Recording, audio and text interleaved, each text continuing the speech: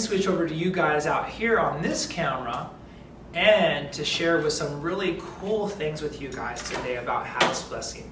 So I'm going to kind of back up for you guys. I'm going to jump over to the channel so you can kind of get the full scope of this complete way to do a house blessing. So one is you're always going to look out around the house and see and feel the energy. What does it need? Does it just need to be blessed? Or is there something lingering there? Is there some old energy there? Is there some spirits there? Maybe even some, good spirits. You don't realize that most 99.9% of ghosts are actually just people, good people that are become trapped here. So how to help them, not just send them off, but how to really help them go into the light. And does your house need protection? You feel like you need something else there. So this first looking at your house, looking at the energy, looking at the surrounding, looking over your house, looking at it even from like a three-dimensional sphere is a very important step. I've spent sometimes 10 minutes outside someone's house just looking at it and kind of getting the feel of, and asking what is truly needed, taking myself out and asking what is truly needed. The woman of the house puts dirt from the yard in the abalone shell. It's important that women do it because she protects the house. If there's no woman, then anyone can do it. You want to get joss paper, so a couple of these little items that I have here to show you guys are really cool. And again, most people that have done house bless never even probably seen one of these, but this is, maybe if you're Asian, you might be familiar with this, but this is like a joss paper. And the idea is this is like heaven and earth. So the earth is gold, the heaven is silver. And so if I have like earthly wishes, like if I need more abundance or I need protection and those type of things from the earth, I'm going to write some different ideas. Usually I'll have the homeowner write some affirmations here. And then in these corners I'll put some different symbols, and I'll put my ordained priest name, and I'll put some other like protection symbols and things of this. And then whatever I'm asking heaven, or the household is asking for heaven, then I'd write those in this. And then this is going to be burnt along with the sage. So this is actually very important in a house blessing. This is called a petition. And so, people can even write on some other little affirmations and things like that on another piece of paper. They can stick this in there, and we're going to fold this up. And so then when I have my abalone shell, I'll show you guys what that looks like. I'm sure most of you guys are familiar with it, but I want to show you. And so I keep all my stuff really organized. So, I have an abalone shell. So I'm going to put this in the abalone shell after I get an idea of what the house needs and what the people want of the house. Then the lady of the house is going to grab some dirt from the house. She's going to mix it in there, and some other incense if she likes, some frankincense, some copal, different ones, some tobacco. And I have all these too, so if someone wants a specific one, I can show you the different ones I have. So then once I have this, then I'm going to, stand for a moment. And again, this is where it really helps if you have a lineage where you've really been trained, because my teacher always used to say, well, where's your source of power coming from? And what if you do a house blessing and let's say a ghost or a demon jumps out? Are you ready? Are you really, really ready to handle that? So, these are questions for you to ask yourself. So once I do this personal invocation, the 3 invocations, or this personal setup that I go into, now I'm kind of no longer JC. Now I'm Reverend Shifa Shu Shakya, and I'm ready to, by the powers invoked by heaven and through me, I'm ready to go into this house and clear it out for the highest benefit of the people living there, and even the people around, and even the people that come in there, and even the people that you see outside your life, they say are all, kind of touched by this blessing in your house. Because if you're more peaceful and you go out to work and you go out someplace, then those people are more peaceful. So it can linger. And just putting it out there, I'm sure everyone's familiar with a certain level of placebo when it comes to taking supplements or drugs and pills. So, I've had some of the best feedback where people were just feeling stuck, or they felt, things weren't going their way. And then after a house blessing, that was just enough of a placebo or just enough energy to make a really big change in their life. Also, what I found, which is kind of funny, is people always will clean their house really, really good before I come over. So maybe you just haven't cleaned your house in a while, set up a house blessing, and almost guarantee you're going to get your house really clean before I come over. I've heard over the years, How many have I done? I've done hundreds. How long have I been doing these? Probably about 15 years or maybe even longer. So I've been doing them a long time.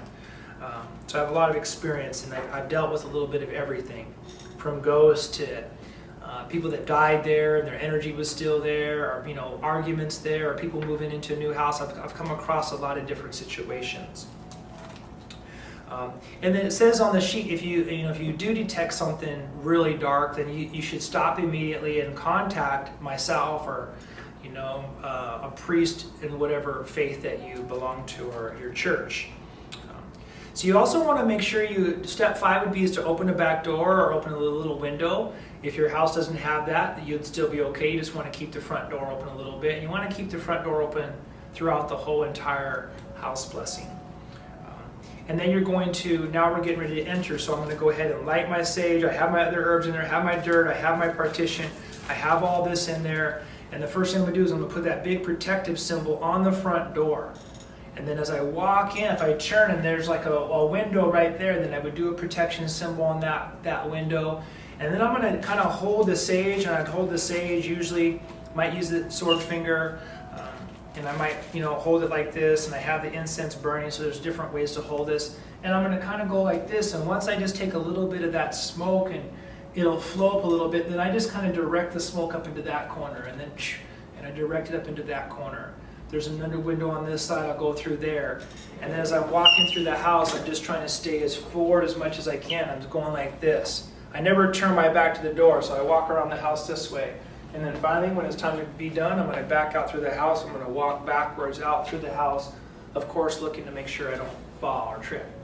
Okay, and then once I get back out of the house, then I'm going to do the same thing. I'm going to do that protection symbol. I'm going to spend a moment. I'm going to ask for prayers. And then when I get all that done, all the ash, all the dirt, all the other incense, then I'm going to burn this together, this partition, and burn it all in this ash, mix it up, and then the last thing to really do, one of the last things to do, is to bury this underneath the front doorstep.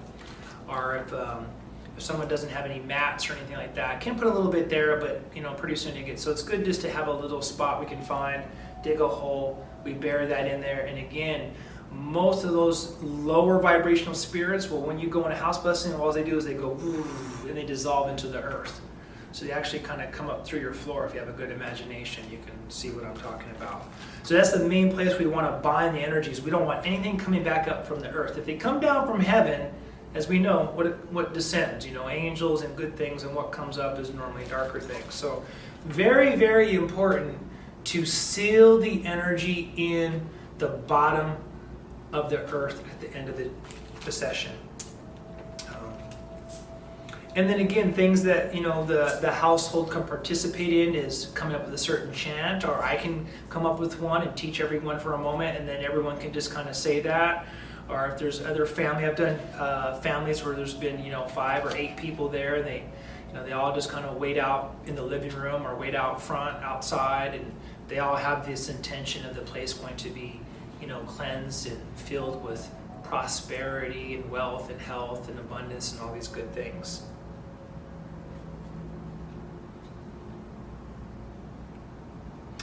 Okay, so a couple other little items. Yes, this item is a very special, empowered looking glass. So there's different exercises in Qigong, advanced Qigong. I don't have to use this anymore. Is these exercises where you learn to change your vision. So great bird flaps its wings, or twin dragons come to meet, or twin dragons come out of the cave. The dragons are your eyes. So there's these certain eye exercises called Shengong that allow you to start to see spirits. So there's certain ones that let you see more high in the ultraviolet light, and there's certain ones that help you see like a little lower frequencies in the more of the infrared light. And so there's certain exercises, but this is basically like a thing to look through, and so you can see if there's like any ghost or anything lingering around in your house here. So that's what this is used for. Now there's a couple other items I'm going to show you guys, not everything in here because I'll save some, but I do have some like different types of water. I have some holy water from a church. I have some different types of waters like spring water, rain water, ocean water. I have different types of sand, ocean sand, desert sand, All these things have specific things for either binding or protecting. And then there's this really powerful tool that's called a purba. And so it looks like an athame, which is means like a dagger. It's like a dagger, and it also has some deities. And this is like a promissory. So this is what could bind like a real dark energy into the ground. And then, this sticks out of the ground. This can also be used to make promises, but you have to be really careful. So the idea is like if you take this and you just put all your heart into it and say, I'm going to quit smoking, and you stab this into the ground, whatever needs to happen for you to quit smoking is going to happen at that point. So I'm going to say it just the way that, my teacher told me, is like if that means that, a loved one dies in order for you to quit smoking, then that's going to things are going to keep happening until you fulfill that promise. So you don't want to take these lightly. They're called a purba. You can look them up. They're very, very powerful. So we learn how to do that in case we do run across something that's really dark out there. Let's see a couple other little things that I'll show you guys here. It's just some of the different, of course, this is the sage that I use. I don't always have to have like a big old bundle. I might use one of those, but I've had people over the years come in and they'll buy like a whole big one, and every time they do their house, they burn that whole thing, like a $20 sage bundle. Again, I've done entire houses with basically one little tiny leaf, not even less than this. So this is actually would be all I really would need for most people's house blessings. So I just light this. Now when you light sage, they say if it keeps burning really fast, that might mean that there is negative energy. That's what my teacher would say. So if you light it on fire and it just burns down really quick, so when you go into the house, that means that it's working. And sometimes you're lighting and it's just going out all the time. So I always keep an extra lighter in my pocket to keep it to lit. But once there's a little bit of smoke, then again, could just do it like this. And again, I'm going to go like, so let me just show you a little bit what that might look like if I light just a little bit. Never blow it out either. Never blow out any flame. That's a symbol that you're blowing out the light. So you just want to shake it. So see already that little bit of smoke? And that smoke is like the carrier of my message in a way, and it's symbolic. And so I'm just going to use that smoke to carry my intention, which my intention for a house blessing is just to visualize white light. Because white light is like purifying. We know white purifies. So the idea is that the white light just fills up. It's the basic idea. But there's more things happening, darker things happening, or whatever needs to, other things happening, and that's the other clues that I'm giving you guys. So a lot of little tidbits here. I hope you guys are enjoying this dragon show, being informative, in the link below. And you guys that jumping over from Facebook, we appreciate that. Leave us a like, subscribe, and look forward to the next show.